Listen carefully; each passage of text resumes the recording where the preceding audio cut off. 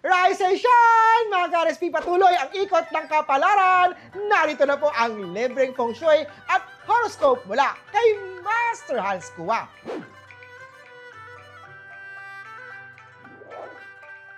Simulan natin sa mga pinanganak ng Year of the Rat. Mistakes are proof that you are trying and growing. May task na kailangan mong ulitin at makakatanggap ka ng maganda.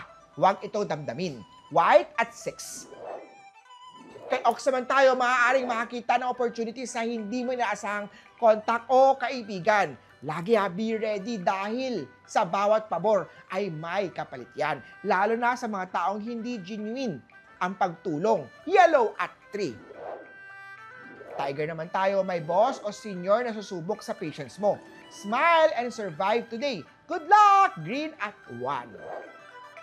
Sa mga Year of the Rabbit, kung pakiramdam mo ay laging mabigat at parang hindi umaayon ang araw sa iyo, makakatulong ang paglagay ng silver coin sa ibabaw ng tubig na baso. Iwan ito sa tabi ng bintana buong araw at itapon ang tubig pagsapit ng dilim. Alam mo, ang feng shui ritual na ito ay makakatulong ng pang-alis sa mga negative, stagnant, mga malas na energy. Silver at 9. Kay Year of the Dragon naman tayo, may bigla ang gasto sa bahay, kaya mag-ipon hanggang kaya. Red at 5. Kay Snake naman tayo, sharing wisdom is a way of multiplying blessing. May lalapit na gustong humingi ng advice. Pakinggan mo siya. Good karma ito.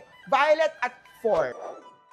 Sa mga pinanganak ng Year of the Horse, be prepared sa kahit anong darating ngayong araw. It may be a good or bad, pero huwag hayaan sirain ito ang araw mo. Gold at 2.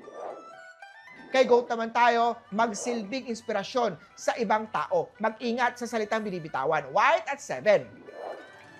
Monkey naman tayo, may papuri kang matatanggap today. Stay humble.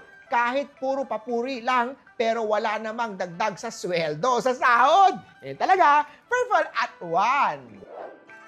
1. Rooster naman tayo, maraming ginagawa ka. Gumawa ka muna ng checklist para hindi ma-overwhelm sa dami ng trabaho. Blue at 6. Oh, pinanganak ng Year of the Dog ka ba? Posibleng makabangga ng taong masungit. Bantayan ang tono ng boses para makaiwas sa wala namang kwentang away o issue. Sayang oras lang yan.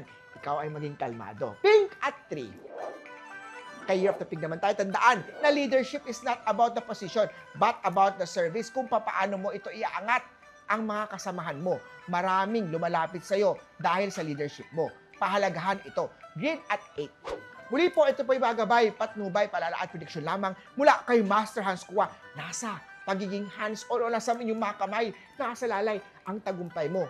Think positive at i-manifest ang success. Mga ka-RSP.